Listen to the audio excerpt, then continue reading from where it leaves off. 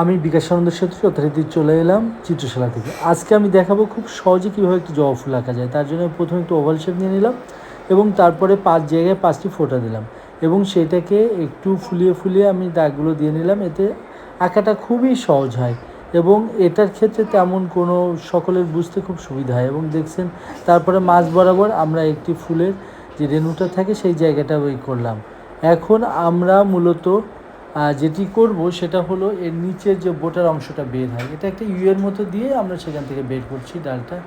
এবং এটি করার পরে আমি এর পরবর্তীতে একটি মার্কার দিয়ে আমি আবার এটি দেখিয়ে দিচ্ছি কীভাবে এটা করতে হবে। মার্কার দিয়ে সেমভাবে ওই লাইনের উপরে লাইন দিয়ে আমি আস্তে আস্তে ঘুরিয়ে নিলাম এবং এর মাধ্যমে যেটা হলো আমার ফুলের শেপটা তৈরি হয়ে গেল এবং একেবারে ডোগাতে যে ফুলের রেণুগুলো থাকে সেটা দিলাম এবং নিচে ইউয়ের মতো যে দাগটা দিয়েছিলাম ওখানে দিয়ে বোটার মতো করে দিলাম। আমার ড্রয়িংটা অলমোস্ট কমপ্লিট। এখন আমি ইরেজ করে ফেললাম, যে দাগগুলো পেন্সিলের ছিল সেটি ইরেজ করে আমি এবার কালার দেওয়া শুরু করব। তবে একটা জিনিস বারবার আপনাদের বলছি বা বলতে চাই, সেটি হলো যে ড্রয়িংটা কিন্তু কাজের জন্য খুবই পারফেক্ট। এখন আমি রংটা দিচ্ছি, আমি মেনলি রেড কালারটাই দিব।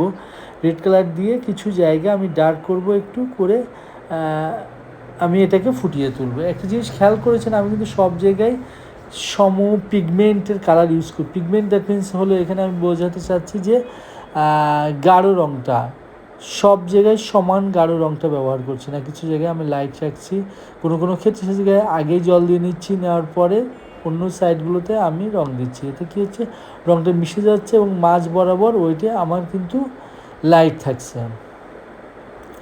এর মাধ্যমে আমি আমার ছবির যে আলো ছায়ার পার্টটি খুব সুন্দর করে বের করতে পারছি। বারবার বলি, এখনও বলছি যে আপনার ওয়াটার কালার মানেই সেখানে অবশ্যই আলো ছায়ার খেলা থাকতে হবে। নট অনলি ওয়াটার কালার, যে কোনো ড্রয়িং, যে কোনো স্কেচে মূল প্রাণ শক্তি হলো তার আলো ছায়া। যে যত আলো ছায়া বের করতে পারবে তার ছবি তত বেশি জীবন্ত হবে।